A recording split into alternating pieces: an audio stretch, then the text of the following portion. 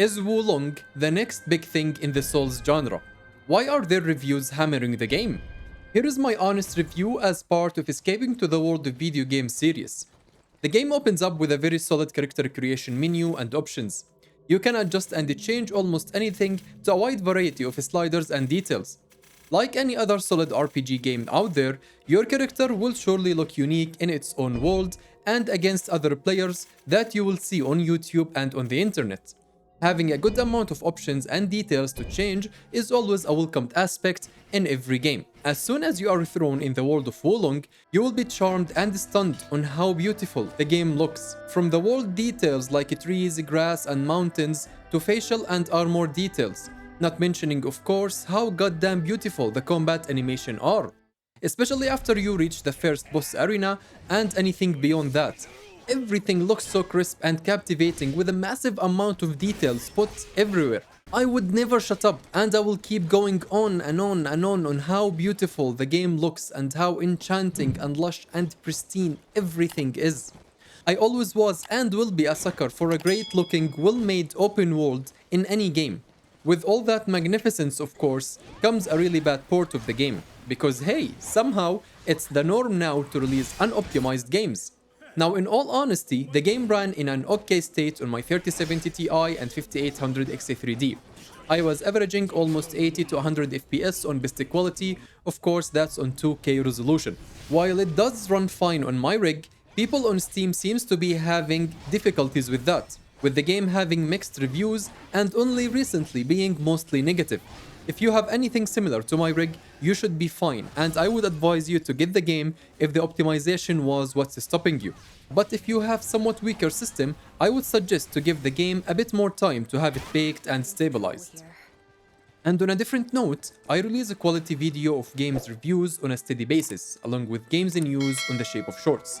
If this interests you, you can always hit the sub button along with a like to help this channel grow and reach more people like you and me.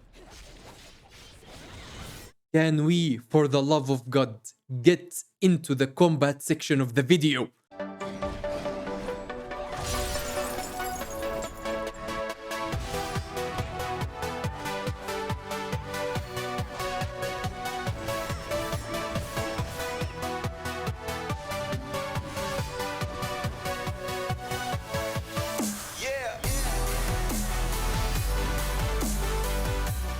The combat in this game is the crown jewel. It's the cherry on top. Hell with it. It's the whole fucking cake.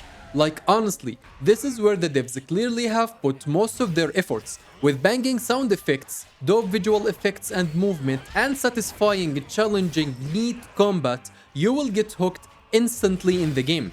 If you have played Sekiro, you might understand what you are getting into. The beating heart of the combat system is the posture, or spirit like it's called in Wulong. You keep hitting the enemy and parrying their attacks to lower their spirit to a maximum.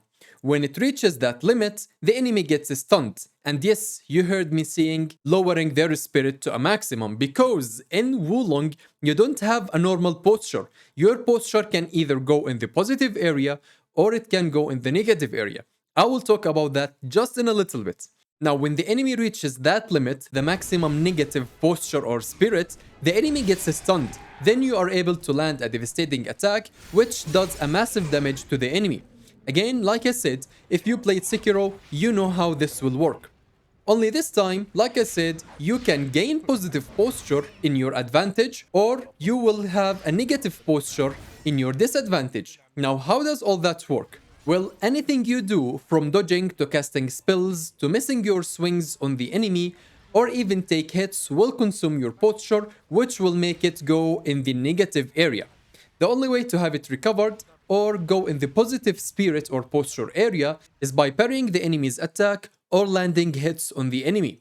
This adds an amazing layer of complexity to your fights with the enemies, as you have to watch out for your spirit level and carefully calculate your next move.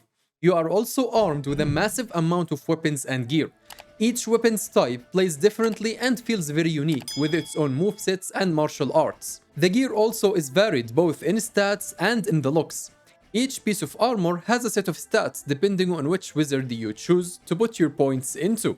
And I will get into the wizardy thing just in a bit. and each piece has a unique skills and buffs that will provide toward your build. Now moving to the wizardry section that I have talked and mentioned just before, you have fire, wood, metal, water, and earth. You can imagine those to be in reference for Dark Souls, like for example, health, we are talking about faith, we are talking about strength, arcane, dexterity, etc, etc. Instead here they are called wizardry, and they are split into fire, wood, metal, water, and earth. Each of these sections will contribute toward a set amount of your character's stats, just like every Souls game you have played before. Fire, for example, helps with your attack damage, while earth increases your defense to damage. Metal helps with the spells, and so on and so forth. With all that put into account, armor stats, your weapon of choice, wizardry section points, your posture and parrying and beasts, your martial arts, abilities, and your spells hotbar, all those coupled with an amazing fight animations, stunning visuals, and fascinating boss designs will give you the fucking time of your life in each and every moment you are playing the game. I truly wish that more and more people can experience this charming game without any performance issues. Now, moving on into the story section of the video.